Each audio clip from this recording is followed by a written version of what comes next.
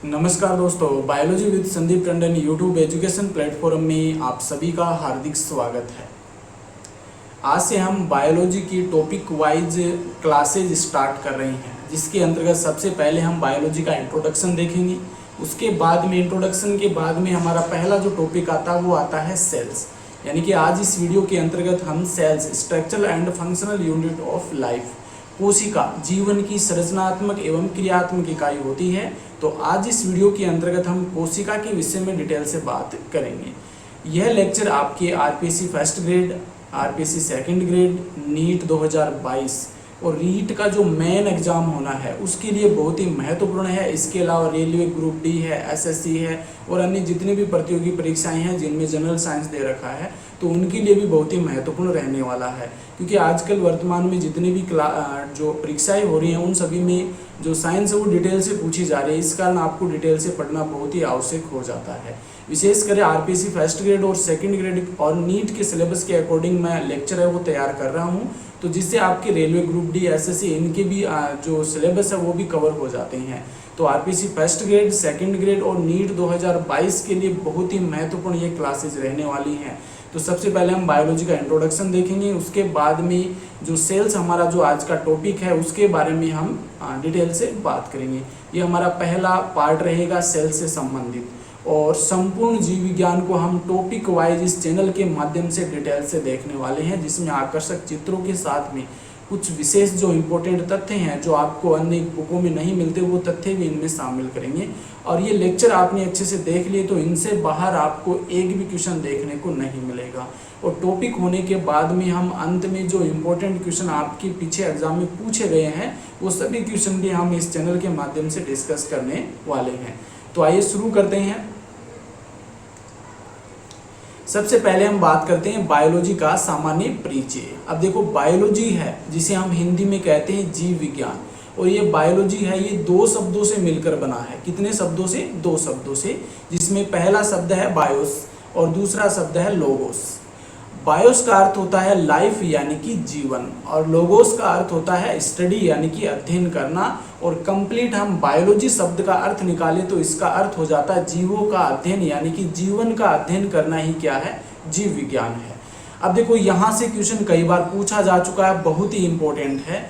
Biology यानी कि जीव विज्ञान शब्द का सर्वप्रथम प्रयोग है ये किसके द्वारा किया गया था? तो ये वैज्ञानिक है लेमार्क, जो कि फ्रांस के हैं, और ट्रेविरेनस जो कि जर्मनी के। ये दोनों ही साइंटिस्ट के नाम आपको ध्यान में होने चाहिए, क्योंकि ये क्वेश्चन कई बार आपकी कंपटीशन एग्जाम में रिपीट हो चुका, बहुत बार पूछा जा चुका है। तो बायोलॉजी शब्द का सबसे पहले प्रयोग है वो लेमार्क और ट्रेविरेनस नामक वैज्ञानिक ने किया था। जीव विज्ञान का जनक है वो हम किसे कहते हैं? बायोलॉजी का फादर वो अरस्तु को कहा जाता है, अरिस्टोटल को। अंग्रेजी में इसे हम अरिस्टोटल कहते हैं। अब देखो, क्यों कहते हैं? क्योंकि बायोलॉजी को अलग से शाखा के रूप में स्थापित करने का श्रेय वो अरस्तु को दिया जाता है, और इसी कारण से हम अरस्तु को जीव विज्ञान फादर ऑफ बायोलॉजी कहा जाता है। अब देखो, जीव विज्ञान में वैसे शाखाएं तो बहुत सारी आती हैं, लेकिन मुख्य रूप से हम बात करें तो दो शाखाएं इसके अंतर्गत हम शामिल करते हैं। पहली है जंतु विज्ञान यानी कि जूलॉजी, जिसके अंतर्गत हम जंतुओं का अध्ययन करते हैं। जितने भी जंतु हैं, एनिमल्स हैं, उनका अध्ययन हम जीव विज्ञान की जंतु विज्ञान या जूलॉजी के अंतर्गत किया जाता है। और जंतु विज्ञान के जनक भी हम किसे कहते हैं? अरस्तु को कहते हैं। सेकंड जो शाखा आती है वो है वनस्पति विज्ञान यानी कि बॉटनी, और इसके अंतर्गत हम जितने भी पेड़ पौधे हैं, जितने भी पादप हैं, उन सभी का अध्ययन हम वनस्पति विज्ञान के अंतर्गत करते हैं। और वनस्पति विज्ञान के जनक है वो थियोफ्रेस्टस को कहा जाता है। और भारतीय वनस्पति विज्ञान का जनक है वो विलियम रॉक्सबर्ग को कहा जाता है। तो ये इंपॉर्टेंट बातें हैं बायोलॉजी से संबंधित। बायोलॉजी का सामान्य परिचय है वो हमने देखा है। एक बार फिर से यहाँ पर जो इंपॉर्टेंट क्वेश्चन बनते हैं वो डिस्कस कर लेते हैं कि बायोलॉजी शब्द का सबसे पहले प्रयोग है वो लेमार्क और ट्रेविरेनस ने किया था। जीव विज्ञान का जनक अरस्तु को कहते हैं। जंतु विज्ञान का जनक वो भी अरस्तु को कहा जाता है। और वनस्पति विज्ञान का जनक है वो हम थियोफ्रेस्टस को कहते हैं। और भारतीय वनस्पति विज्ञान का जनक वो विलियम रॉक्सबर्ग को कहा जाता है। 3-4 क्वेश्चन यहाँ पर आपकी क्लियर हो जाते हैं जो पीछे एग्जाम में पूछे जा चुके हैं। अब देखो, हम सेल्स के विषय में पढ़ रहे हैं, तो सबसे पहले हमें ये पता होना चाहिए कि सेल्स होती क्या है, कोशिका होती क्या है। तो इसका सामान्य परिचय हम बात कर लेते हैं। तो पहले के एग्जाम्पल के द्वारा हम समझते हैं, या मान लीजिए कि हम घर पर भवन बनाते हैं जिसमें बहुत सारी ईंटों को हम काम में लेकर के भवन बनाते हैं। जब उस भवन को तोड़ते हैं तो हमें छोटी छोटी ईंटें प्राप्त होती है। तो उस भवन की जो आकृति है वो किसके कारण बनी है? उन ईंटों के कारण बनी है। यानी कि जो ईंट होती है वो इस भवन की संरचनात्मक एवं क्रियात्मक इकाई हम कह सकते हैं। उसी प्रकार से जो हमारी सेल्स होती है, हमारी जो बॉडी होती है, ये बॉडी बहुत सारी असंख्य कोशिकाओं से मिलकर बनी होती है। जिस प्रकार से ईंटों से मिलकर के भवन बनता है, उसी प्रकार से कोशिकाओं से मिलकर के हमारा शरीर का निर्माण होता है। यानी हमारे शरीर की संरचनात्मक एवं क्रियात्मक इकाई हम किसे कहते हैं? कोशिका को कहते हैं। तो एक बार यहाँ पर जो स्ट्रक्चर दे रखी है इसके द्वारा हम इसको अच्छे से समझ लेते हैं। अब देखो यहाँ पर एक सेल्स है। जब ये बहुत सारी सेल्स उत्पत्ति और कार्य की दृष्टि से समान हो और बहुत सारी सेल्स मिलकर के किसका निर्माण कर लेती हैं? टिश्यू का निर्माण कर लेती हैं। टिश्यू मिलकर के किसका निर्माण कर लेती हैं? ऑर्गन का निर्माण कर लेती हैं। और ऑर्गन मिलकर के ऑर्गन सिस्टम का निर्माण कर लेती हैं। और ऑर्गन सिस्टम मिलकर के पूरे कंप्लीट ऑर्गेनिज्म यानी कि जीव का निर्माण करते हैं। देखो एक बार फिर से हम इसको समझा देते हैं कि जो बहुत सारी असंख्य सेल्स होती हैं, ये सेल्स मिलकर के टिश्यू का निर्माण करती है, उत्तक का निर्माण करती है। फिर टिश्यू मिलकर के क्या करते हैं? ऑर्गन बनाते हैं, अंग बनाते हैं। अंग मिलकर के ऑर्गन सिस्टम बनाते हैं, अंग तंत्र बनाते हैं। और अंग तंत्र मिलकर के किसी भी एनिमल की कंप्लीट बॉडी का निर्माण करता है, जीव का निर्माण करते हैं। जब हम इस जीव को छोटे से छोटे पार्ट में डिवाइड करते जाएंगे तो हमें अंत में जो सबसे छोटा पार्ट मिलेगा वो क्या कहलाएगा? सेल्स कहलाएगा। अब देखो यहाँ पर जो एग्जाम्पल दिखाया गया वो आप अच्छे से समझ सकते हैं। इसी प्रकार से प्लांट में हो सकता है कि प्लांट में कोई भी सेल है, ये सेल मिलकर के क्या बनाती हैं? टिश्यू बनाती हैं। टिश्यू मिलकर के यहाँ पर क्या करते हैं? ऑर्गन बनाते हैं। ऑर्गन बनकर के ऑर्गन सिस्टम बनाते हैं। अब देखो यहाँ पर ऑर्गन सिस्टम दे दिया है, वैसे प्लांट्स में ऑर्गन सिस्टम नहीं होता है सामान्यतः हम बात करें तो। और फिर ये मिलकर के ऑर्गेनिज्म का निर्माण करते हैं, जीव का निर्माण करते हैं। तो ये हमें ध्यान में रखना है, यहाँ पर असंख्य कोशिकाएं मिलकर ही किसी एक जीव का निर्माण करते हैं। जीव की संरचनात्मक एवं क्रियात्मक इकाई वो हम कोशिका को कहते हैं। यहाँ पर आपको शायद अच्छे से समझ में आ गया होगा कि किसी भी जीव की हम संरचनात्मक एवं क्रियात्मक इकाई देखें तो वो सेल्स को कहा जाता है। ये सिर्फ समझने के लिए आपके लिए बहुत ही महत्वपूर्ण है। यहाँ पर भी हम समझ सकते हैं कि सेल्स हैं वो मिलकर के टिश्यू बनाते हैं, उत्तक बनाते हैं, उत्तक मिलकर के ऑर्गन या अंग बनाते हैं, और ऑर्गन मिलकर के ऑर्गन सिस्टम यानी कि अंग तंत्र बनाते हैं। और फिर अंग तंत्र फाइनली कंप्लीट बॉडी का निर्माण करते हैं, ऑर्गेनिज्म का निर्माण करते हैं। यहाँ पर देखो एक बार फिर से हम समझ सकते हैं, ये किसी पर्टिकुलर ऑर्गन के लिए हमने ये लिया है। तो ये ह्यूमन की हम बात कर लेते हैं कि ह्यूमन में किस प्रकार से हम इसको समझ सकते हैं। ये मान लीजिए कोई लिविंग सेल्स हैं, ये सेल्स मिलकर के क्या करती हैं? टिश्यू का निर्माण करती हैं। ये टिश्यू यहाँ पर दिखाया गया है।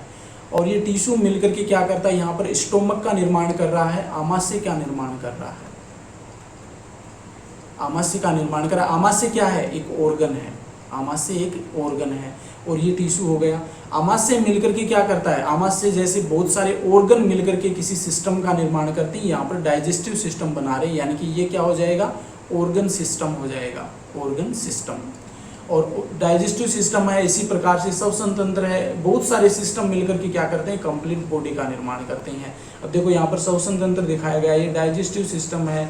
इसके अलावा हम बात करें तो इसमें आपको जनन तंत्र मिल जाएगा, उत्सर्जन तंत्र मिल जाएगा। तो ये बहुत सारे सिस्टम मिलकर के किसी एक बॉडी का निर्माण करते हैं। अब देखो टिश्यू बना, टिश्यू से स्टोमक बना, स्टोमक बहुत सारी टिश्यू से मिलकर बना होता है। अब स्टोमक है, स्मॉल इंटेस्टाइन है, लार्ज इंटेस्टाइन है, इसके अलावा हम बात करें ईसोफेगस है, ये सभी मिलकर के क्या करते हैं? फिर डाइजेस्टिव सिस्टम का निर्माण करते हैं, जो कि एक ऑर्गन सिस्टम होता है। फिर बनता है ह्यूमन। तो इस प्रकार से हम इस बॉडी को कंप्लीटली छोटे छोटे भाग में डिवाइड करेंगे तो अंत में हमें कोशिकाएं ही प्राप्त होंगी, और ये किसी भी जीव की संरचनात्मक एवं क्रियात्मक इकाई कहलाती है। तो ये तो हम नॉर्मली समझने के लिए हमने स्ट्रक्चर के द्वारा इसको अच्छे से समझा है। अब आगे हम बात करते हैं सेल्स के बारे में। सबसे पहले तो हमें ये क्वेश्चन, यहाँ पर मैंने एक क्वेश्चन दिया है जो आपको अच्छे से याद होना चाहिए, अच्छे से समझ में आना भी चाहिए, क्योंकि ये क्वेश्चन कई बार रिपीट हो चुका है और इससे संबंधित बहुत सारे बच्चों में ये कन्फ्यूजन रहता है। देखो, श्वसन में पादप कौन सी गैस ग्रहण करते हैं? ये कई बार हमने सुना है कि प्लांट हमें ऑक्सीजन गैस देता है। इससे क्या हो जाते हैं, कई बच्चे भ्रमित हो जाते हैं कि वो श्वसन में देता होगा ऑक्सीजन गैस, लेकिन ऐसा नहीं होता है। अब देखो यहाँ पर ऑप्शन फर्स्ट में दे रखा CO2, सेकंड है O2, थर्ड है H2 और फोर्थ है N2। अब देखो श्वसन किसी में भी हो, ध्यान में रखना आपको, श्वसन किसी में भी हो उसमें क्या करते हैं, ऑक्सीजन गैस ली जाती है और CO2 गैस छोड़ी जाती है।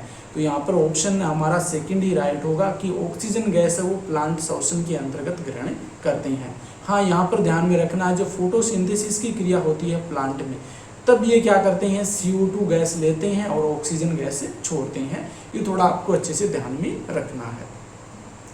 अब देखो ये हमने बात कर ली कि मानव शरीर की संरचनात्मक एवं क्रियात्मक इकाई है वो कोशिका को कहा जाता है। ये क्वेश्चन कई बार रिपीट हो चुका है, रेलवे वगैरह की जो एग्जाम होते हैं उनमें जनरल साइंस में मुख्य रूप से इस प्रकार का क्वेश्चन पूछा जा सकता है। अब कोशिका की खोज से संबंधित हम कुछ इंपॉर्टेंट फैक्ट बात करते हैं। खोज, रॉबर्ट हुक ने 1665 ईस्वी में अपने ही द्वारा निर्मित सूक्ष्मदर्शी के नीचे कोरक कोशिका को देखा। अब कोरक कोशिका किस प्रकार की कोशिका होती है, एक मर्त कोशिका होती है। तो सबसे पहले रॉबर्ट हुक ने 1665 ईस्वी में सूक्ष्मदर्शी के नीचे कोरक कोशिका का अध्ययन किया और इन्होंने देखा कि मधुमक्खी के छत्ते के समान कुछ संरचनाएं दिखाई दी। इस प्रकार से कुछ संरचनाएं इन्हें मिली कोष्ठ रूपी, और इन कोष्ठ रूपी संरचनाओं को इन्होंने क्या नाम दिया, सेलुलोई नाम दिया। यानी कि सबसे पहले रॉबर्ट हुक नामक वैज्ञानिक थे, 1665 ईस्वी में इन्होंने कोरक कोशिका को देखा जिसमें इन्होंने मधुमक्खी के छत्ते के समान कुछ संरचनाएं दिखाई दी, जिन्हें इन्होंने क्या नाम दिया, सेलुलोई नाम दिया, जो कि वास्तव में सेल वॉल थी, यानी कि कोशिका भित्ति थी। देखो ये चीज भी हमें ध्यान में रखना है यहाँ पर कि कोशिका की खोज से संबंधित पूछे कि सबसे पहले कोशिका की खोज किसने की थी, तो रॉबर्ट हुक ही आएगा। लेकिन वास्तव में इन्होंने किसकी खोज की थी, सेल वॉल की खोज की थी, कोशिका भित्ति की खोज की थी। और ये मर्त कोशिका की खोज है वो इसके द्वारा की गई थी। तो ये मैंने पहले ही बता दिया, जो कोरक कोशिका होती है वो क्या होती है, मर्त कोशिका होती है। तो यहाँ पर हमें ध्यान में रखना है कि मर्त कोशिका की खोज पूछ ले या कोशिका की खोज पूछ ले तो क्या आंसर होगा आपका, रॉबर्ट हुक हो जाएगा। और यहाँ पर मैंने प्लांट सेल्स और एनिमल सेल्स की स्ट्रक्चर भी दे रखी है। ये आगे हम जब प्लांट सेल्स और एनिमल सेल्स के बारे में डिटेल से डिस्कस करेंगे तो उसमें इसके विषय में डिटेल से बात करेंगे। अब इसमें थोड़ा बहुत देख लेते हैं कि न्यूक्लियस होता है, यहाँ पर एक माइटोकॉन्ड्रिया हो गई, राइबोसोम उपस्थित होते हैं जो एंडोप्लाज्मिक रेटिकुलम पर पाए जाते हैं, और ये भी माइटोकॉन्ड्रिया, ये गोल्जी बॉडी हो जाएगा, और ये लाइसोसोम हो जाएगा जिसमें जैव अपघटनकारी एंजाइम पाए जाते हैं। राइबोसोम आपके जो ER होती है एंडोप्लाज्मिक रेटिकुलम उस पर पाए जाते हैं, और ये बाहर की ओर प्लाज्मा मेम्ब्रेन हो गई। और प्लांट सेल्स में ध्यान में रखना है कि प्लाज्मा मेम्ब्रेन के चारों ओर भी एक लेयर पाई जाती है जिसे हम क्या कहते हैं, सेल वॉल कहते हैं, कोशिका भित्ति कहते हैं। इनके डिटेल से हम आगे बात करेंगे जब प्लांट सेल्स और एनिमल सेल में डिफरेंस देखेंगे उस समय। अब देखो कोशिका विज्ञान का जनक, साइटोलॉजी का जनक किसे कहते हैं, father of cytology. Important question है, क्वेश्चन पूछा जा सकता है। तो साइटोलॉजी का जनक हम किसे कहते हैं, रॉबर्ट हुक को कहते हैं, क्योंकि इन्होंने सबसे पहले कोशिका के विषय में बताया था। अब देखो कई बार पूछ लिया जाता है कि कोशिका विज्ञान के जनक हैं रॉबर्ट हुक, तो रॉबर्ट हुक ने अपनी जो खोज की थी कोशिका की वो किसमें बताया था, तो उसके लिए किसी प्रकार की कोई बुक भी इन्होंने लिखी होगी, तो उस बुक का नाम हमें ध्यान में रखना, क्या नाम है, माइक्रोग्राफिया। तो रॉबर्ट हुक के द्वारा माइक्रोग्राफिया एक बुक लिखी गई थी जिसके अंतर्गत इन्होंने कोशिका के विषय में जो डिटेल से खोज की थी वो सभी इसके अंतर्गत बताया था। नेक्स्ट हम बात करते हैं जीवित कोशिका से संबंधित तथ्य। पहले हमने बात की थी रॉबर्ट हुक ने क्या की थी, मर्त कोशिका की खोज की थी। अब बात करते हैं जीवित कोशिका, लिविंग सेल्स की। जीवित कोशिका की खोज है वो एंटोनी वॉन ल्यूवेनहॉक के द्वारा की गई थी 1674 ईस्वी में। तो ये इंपॉर्टेंट फैक्ट है, ये ध्यान में रखना है कि जीवित कोशिका की खोज है वो किसके द्वारा की गई थी, एंटोनी वॉन ल्यूवेनहॉक के द्वारा की गई थी 1674 ईस्वी में। इन्होंने क्या किया था, जीवाणु यानी कि बैक्टीरिया, शुक्राणु, प्रोटोजोआ को सूक्ष्मदर्शी की सहायता से इनका अध्ययन किया और इन्हें क्या नाम दिया, एनिमल्क्यूल्स नाम दिया था। देखो जीवाणु को अपने माइक्रोस्कोप के द्वारा इन्होंने अध्ययन किया, शुक्राणु का अध्ययन किया, प्रोटोजोआ का अध्ययन किया, और जो ये सूक्ष्म जीव इन्होंने देखे थे इन सूक्ष्म जीव को इन्होंने क्या दिया, एनिमल्क्यूल नाम दिया था। रॉबर्ट हुक ने क्या नाम दिया, सेलुली, जबकि एंटोनी वॉन ल्यूवेनहॉक ने इसे एनिमल्क्यूल कहा था। तो ये ध्यान में रखना है। फिर नेक्स्ट आता केंद्र की खोज है, किसके द्वारा की गई थी, न्यूक्लियस की खोज। ये भी इंपॉर्टेंट है, कई बार क्वेश्चन पूछा जा चुका है। तो केंद्र की खोज है रॉबर्ट ब्राउन के द्वारा की गई थी 1831 ईस्वी में। रॉबर्ट ब्राउन के द्वारा खोज की गई थी केंद्र की। आर्किड की जड़ों की कोशिकाओं में केंद्र की खोज वो की गई थी। तो ये भी पूछा जा सकता है कि रॉबर्ट ब्राउन ने केंद्रक की खोज की थी, ये किसमें की थी? तो आर्किड की जड़ें थी, उनकी कोशिकाओं में जो केंद्रक पाया जाता है उस केंद्र वहाँ पर इन्होंने रॉबर्ट ब्राउन ने केंद्रक की खोज की थी। आगे हम जब केंद्रक के विषय में पढ़ेंगे तो उस समय डिटेल से इनके विषय में आगे और बात करेंगे। अब कुछ इंपॉर्टेंट फैक्ट हैं जहाँ से अधिक संभावना है क्वेश्चन बनने की, तो एक बार इनको भी हम यहाँ पर डिस्कस कर लेते हैं। कोशिका विज्ञान का जनक हम किसे कहते हैं? तो रॉबर्ट हुक को कोशिका विज्ञान का जनक कहा जाता है। तो ये अच्छे से ध्यान में रखना, रॉबर्ट हुक को हम क्या कहते हैं? कोशिका विज्ञान का जनक। भारतीय कोशिका विज्ञान का जनक, वेरी इंपॉर्टेंट, इंडिया की दृष्टि से देखें तो यहाँ से क्वेश्चन बन सकता है कि भारतीय कोशिका विज्ञान का जनक हम अरुण कुमार शर्मा, जिसे हम शॉर्ट में AK शर्मा भी कहते हैं, तो अरुण कुमार शर्मा को हम भारतीय कोशिका विज्ञान का जनक कहते हैं।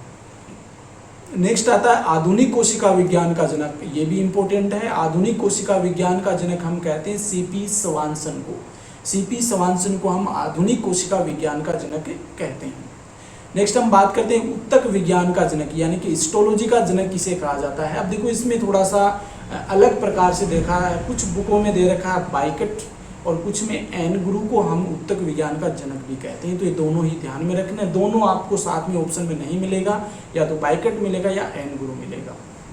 उत्तक किसे कहते हैं? तो कोशिकाओं का ऐसा समूह जो उत्पत्ति, कार्य और संरचना में समान हो, उसे हम क्या कहते हैं? उत्तक कहते हैं। तो ये कुछ इंपॉर्टेंट फैक्ट हैं जो हमने देखे। भारतीय कोशिका विज्ञान का जनक अरुण कुमार शर्मा, आधुनिक कोशिका विज्ञान का जनक CP स्वानसन और उत्तक विज्ञान के जनक हम बाइकट या एन गुरु को कहा जाता है। तो कुछ इस प्रकार से हमने बहुत ही महत्वपूर्ण फैक्ट हैं वो कोशिका से संबंधित हमने इस वीडियो के अंतर्गत देखे हैं। तो आगे हम बात करते हैं। यहाँ पर देखो थोड़ा सा मैं आपको वो जो अभी पीछे हमने क्वेश्चन देखा था कि प्लांट कौन सी गैस ग्रहण करते हैं और कौन सी छोड़ते हैं, वो थोड़ा सा यहाँ पर डिस्कस कर लेते हैं। अब देखो यहाँ पर प्लांट दे रखे हैं, ये क्या करते हैं? सौर ऊर्जा को ग्रहण करते हैं और सौर ऊर्जा को ग्रहण करने के साथ में CO2 गैस ये अंदर लेते हैं। कौन सी क्रिया में? फोटोसिंथेसिस की क्रिया में, प्रकाश संश्लेषण की क्रिया में। अब CO2 लेने के बाद क्या करते हैं? इसके अंदर कार्बोहाइड्रेट का निर्माण होता है। कार्बोहाइड्रेट के निर्माण के बाद इनमें श्वसन की क्रिया होती है और श्वसन की क्रिया में क्या करते हैं? ये ऑक्सीजन गैस बाहर निकालते हैं। श्वसन की क्रिया की हम बात करें तो श्वसन की क्रिया में ये क्या करते हैं? फोटोसिंथेसिस की क्रिया होती है जिसमें CO2 गैस लेते हैं और इसमें ऑक्सीजन गैस बाहर निकालते हैं। फोटोसिंथेसिस में श्वसन में क्या करते हैं? ऑक्सीजन गैस अंदर लेते हैं और CO2 गैस है वो बाहर निकालते हैं। अब देखिए यहाँ पर जो ग्लूकोज बन गया है, ग्लूकोज से ऑक्सीजन क्रिया की, ये इस प्लांट के अंदर ही क्या होता है? श्वसन की क्रिया होती है जिसमें CO2 गैस बाहर निकलती है और ऑक्सीजन गैस अंदर आती है। इसके बाद में क्या होता है कि जो प्लांट के द्वारा ऑक्सीजन गैस बाहर छोड़ी जाती है ये एनिमल्स ग्रहण कर लेती हैं और फिर एनिमल्स में भी क्या हो जाता है? श्वसन की क्रिया हो जाती है और उसके बाद में ये क्या करते हैं? CO2 गैस बाहर निकालते हैं और ये CO2 गैस प्लांट ग्रहण कर लेते हैं। एक बार देखो यहाँ पर समझ ले सकते हैं इसको, ये प्लांट हो गया और ये एनिमल्स हो गया। अब एनिमल्स में क्या होता है? फोटोसिंथेसिस की क्रिया होती है जिसमें ये क्या करते हैं? फोटोसिंथेसिस में CO2 गैस ग्रहण करते हैं और ऑक्सीजन गैस बाहर निकालते हैं। अब ये ऑक्सीजन ले लेते हैं प्लांट और प्लांट ऑक्सीजन लेने के बाद क्या करते हैं? श्वसन की क्रिया करते हैं और यहाँ से ये CO2 गैस निकालते हैं और ये CO2 गैस चली जाती है यहाँ पर फोटोसिंथेसिस के रूप में यूज कर लेते हैं। जब प्लांट में हम श्वसन की बात करते हैं, रेस्पायरेशन की बात करते हैं, तो प्लांट भी रेस्पायरेशन में क्या करते हैं? ऑक्सीजन गैस है वो अंदर लेते हैं, ऑक्सीजन गैस अंदर लेते हैं और CO2 गैस बाहर निकालते हैं। तो ये थोड़ा सा अच्छे से आपको ध्यान में रखना है। यहाँ पर देखो फोटोसिंथेसिस रिएक्शन दिखा रखी है कि CO2 गैस ग्रहण करते हैं फोटोसिंथेसिस में और जिसके फलस्वरूप कार्बोहाइड्रेट बनता है जिसमें ऑक्सीजन गैस रिलीज होती है। इसके बाद में क्या होता है? यहाँ पर देखो ये ग्लूकोज बना है, इसका ऑक्सीडेशन होता है, यानी ऑक्सीजन गैस ये श्वसन में अंदर ग्रहण करते हैं और फिर यहाँ पर कार्बन डाइऑक्साइड गैस निकालते हैं। तो ये आपको कंप्लीटली ध्यान में रखना है कि फोटोसिंथेसिस में तो CO2 गैस ग्रहण की जाती है, लेकिन श्वसन में चाहे प्लांट की बात करो चाहे एनिमल की बात करो, सभी में ऑक्सीजन गैस ही ली जाती है। नेक्स्ट हम कोशिका से संबंधित और इम्पोर्टेंट फैक्ट है वो यहाँ पर जान लेते हैं, जो कि आपके एग्जाम में कई बार पूछे जा चुके हैं और एग्जाम की दृष्टि से बहुत ही महत्वपूर्ण रहने वाले हैं। सबसे बड़ी जंतु कोशिका, यहाँ पर देखो सबसे बड़ी जंतु कोशिका पूछिए या फिर सीधा ही आपसे पूछ ले कि सबसे बड़ी कोशिका कौन सी है, तो आपका आंसर क्या हो जाएगा, शुतुरमुर्ग का अंडा हो जाएगा। तो सबसे बड़ी जंतु कोशिका या फिर सबसे बड़ी कोशिका क्या हो जाएगी, शुतुरमुर्ग का अंडा। नेक्स्ट हम बात करते हैं सबसे लंबी जंतु कोशिका। सबसे लंबी जंतु कोशिका या फिर सीधा ही पूछ ले कि सबसे लंबी कोशिका कौन सी होती है, वो तंत्रिका कोशिका हो जाएगी, जिसे हम न्यूरॉन भी कहते हैं और ये लगभग 90 सेंटीमीटर लंबी होती है। फिर हम बात करते हैं सबसे छोटी जंतु कोशिका कौन सी होती है। सबसे छोटी जंतु कोशिका और साथ में सबसे छोटी कोशिका पूछ ले, यहाँ पर सबसे छोटी कोशिका पूछ ले या सबसे छोटी जंतु कोशिका पूछ ले, तो भी आपका आंसर माइकोप्लाज्मा होगा, जिसका आकार 0.1 माइक्रोन होता है। सबसे छोटी पादप कोशिका, सबसे छोटी पादप कोशिका होती है स्क्लेरिडी या फिर इसे हम स्टोन सेल्स भी कहते हैं। सबसे लंबी पादप कोशिका होती है बोहेमेरिया निविया। बोहेमेरिया निविया का जो रेशा होता है, फाइबर, वो सबसे लंबी कोशिका होती है और ये 55 से 57 सेंटीमीटर लंबा होता है। केंद्रक रहित जीवित कोशिका की हम बात करें तो ये स्तनधारी की परिपक्व आरबीसी होती है। देखो जब हम अपरिपक्व आरबीसी देखें तो उसमें केंद्रक पाया जाता है, लेकिन केंद्रक रहित जीवित कोशिका की हम बात करें तो स्तनधारी की जो परिपक्व आरबीसी होती है उसमें केंद्रक नहीं पाया जाता। लेकिन अपवाद हमें ध्यान में रखने हैं कि ऊंट और लांबा इस प्रकार के स्तनधारी हैं जिनके आरबीसी में क्या होता है, केंद्रक पाया जाता है। इंपॉर्टेंट है, ये ध्यान में रखना है। एक बार फिर से मैं इसको रिपीट कर दूंगा। रक्त की प्लेटलेट्स उत्पत्ति से ही क्या होती है, केंद्रक रहित होती है। हमारी जो प्लेटलेट्स होती है, थ्रोम्बोसाइट होती है, उनमें ओरिजिन से हम बात करें तो उनमें केंद्रक नहीं पाया जाता है। केंद्रक रहित पादप कोशिका वेरी वेरी इंपॉर्टेंट है, यहाँ से क्वेश्चन कई बार पूछा जा चुका है। केंद्रक रहित पादप कोशिका की हम बात करें तो फ्लोएम की जो चालनी नलिका होती है, सिव ट्यूब्स, चालनी नलिका, इनमें केंद्रक नहीं पाया जाता। इसका जो नियंत्रण होता है वो कंपिनियन सेल्स करती है, सहायक कोशिका करती है। नेक्स्ट हम बात करते हैं जीवन काल में कभी भी विभाजन नहीं करने वाली कोशिका। ये भी इंपॉर्टेंट फैक्ट है। जीवन काल में कभी भी विभाजन नहीं करने वाली कोशिका कौन सी हो जाएगी, तंत्रिका कोशिका, जिसे हम न्यूरॉन्स कहते हैं। तो ये जीवन काल में कभी भी विभाजन नहीं होता है, इनके आकार में परिवर्तन होता है। जब छोटा बच्चा होता है उसमें छोटी तंत्रिका कोशिका होती है, फिर जैसे ही उसका आकार बढ़ता है उस बच्चे का धीरे धीरे तंत्रिका कोशिका का भी आकार बढ़ने लगता है, लेकिन ये कभी भी विभाजन नहीं करती है। तो सबसे बड़ी जंतु कोशिका या फिर सबसे बड़ी कोशिका शुतुरमुर्ग का अंडा, सबसे लंबी जंतु कोशिका या फिर सबसे लंबी कोशिका तंत्रिका कोशिका या न्यूरॉन्स, सबसे छोटी कोशिका या फिर सबसे छोटी जंतु कोशिका माइकोप्लाज्मा, सबसे छोटी पादप कोशिका स्क्लेरिड यानी स्टोन सेल्स, सबसे लंबी कोशिका बोहेमेरिया निविया का रेशा, केंद्रक रहित जीवित कोशिका स्तनधारी की परिपक्व आरबीसी, अपवाद स्वरूप ऊंट व लामा में उपस्थित जो आरबीसी होती है उसमें केंद्रक पाया जाता है। रक्त की प्लेटलेट्स होती हैं उनमें केंद्रक नहीं पाया जाता है। केंद्रक रहित पादप कोशिका फ्लोएम की जो चालनी नलिका होती है, सिव ट्यूब्स, उसमें केंद्रक नहीं पाया जाता है। जीवन काल में कभी भी विभाजन नहीं करने वाली कोशिका कौन सी हो जाएगी, तंत्रिका कोशिका हो जाएगी। तो ये हो गए आपके कोशिका से संबंधित इंपॉर्टेंट फैक्ट। तो आज इस वीडियो के अंतर्गत हमने लगभग 50 से 60 क्वेश्चन हम कोशिका से संबंधित हमने देख लिए हैं। इसको थ्योरी को आप अच्छे से एक या दो बार अच्छे से देख लेंगे ना, तो कभी भी दोबारा आपको कोशिका पढ़ने की आवश्यकता नहीं पड़ेगी, क्योंकि डिटेल से लेकर के चल रहा हूँ। इनसे बाहर आपको एक भी क्वेश्चन नहीं देखने को मिलेगा। और ये सभी आपका जो मैटर है ये सभी एनसीईआरटी की बुक से ही तैयार किया गया है, तो आप इसके लिए अच्छे से आप इनको देख सकते हैं। तो नेक्स्ट हम बात करते हैं, देखो कोशिका में बहुत सारे ऑर्गन्स होते हैं, यहाँ पर ऑर्गन्स के नाम दे रखे हैं, तो वो नाम एक बार हम यहाँ पर देख लेते हैं। कुछ को हम बाद में देख लेंगे, कुछ को यहाँ पर जो इम्पोर्टेंट है उनको देख लेते हैं। अब देखो यहाँ पर जो ये गोलाकार संरचना दिखाई गई, ये क्या हो जाएगी, केंद्रिका, केंद्रिका हो जाएगी। और ये हो गया आपका न्यूक्लियस यानी कि केंद्रक। फिर ये देखो ये आपको जालिकानुमा संरचना दिखाई दे रही है केंद्र के चारों ओर, ये हो जाएगी ईआर, एंडोप्लाज्मिक रेटिकुलम। और ये दो प्रकार की होती है, एक तो खुरदरी और एक होती है स्मूथ एंडोप्लाज्मिक रेटिकुलम। तो यहाँ पर जो दिखाई गई है ये खुरदरी अंतर्द्रव्य जालिका है। और यहाँ पर देखो 8 नंबर पर देखो ये वाली जिस पर राइबोसोम नहीं है, ये हो जाएगी स्मूथ एंडोप्लाज्मिक रेटिकुलम SER। और यहाँ पर जो छोटी छोटी ये बिंदुनुमा संरचना दिखाई दे रही है, इन बिंदुनुमा संरचना को हम कहते हैं, देखो यहाँ पर दिखाया गया है 4 नंबर पर, ये राइबोसोम हो जाएगा, राइबोसोम। और ये एंडोप्लाज्मिक रेटिकुलम है। और ये हो जाएगी आपकी गोल्जी बॉडी, गोल्जी बॉडी हो जाएगी आपकी। इसके बाद में देखो यहाँ पर ये क्लोरोप्लास्ट हैं दोनों ही, और ये क्लोरोप्लास्ट यानी कि हरित लवक हो जाएगा, ये हरित लवक हैं। तो ये अच्छे से आपको ध्यान में रखने हैं। कुछ यहाँ पर जो दिखा रखी है ये हो जाएगी आपका तारककाय। तारककाय जिसे हम सेंट्रियोल्स भी कहते हैं, सेंट्रोसोम भी कहा जाता है। और इसी प्रकार से इसमें आपको राइबोसोम भी देखने को मिलता है, गोल्जी काई भी देखने को मिलता है। जब हम आगे हम कोशिकांगों के विषय में देखेंगे ना, उस समय इनको थोड़ा सा डिटेल से बात करेंगे।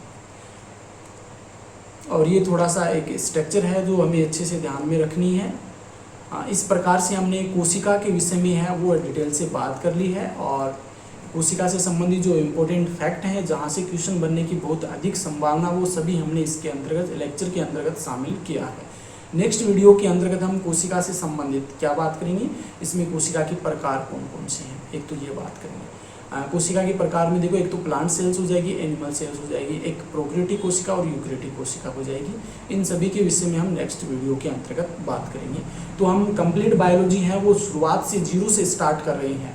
तो ये आपके जितने भी आरपीसी फर्स्ट ग्रेड की तैयारी कर रहे हैं उनके लिए, सेकंड ग्रेड के लिए, नीट 2022 के लिए, रीट मेन एग्जाम के लिए, रेलवे ग्रुप डी है, एसएससी है, अन्य प्रतियोगी परीक्षाएं हैं, उन सभी के लिए बहुत ही महत्वपूर्ण रहने वाला है।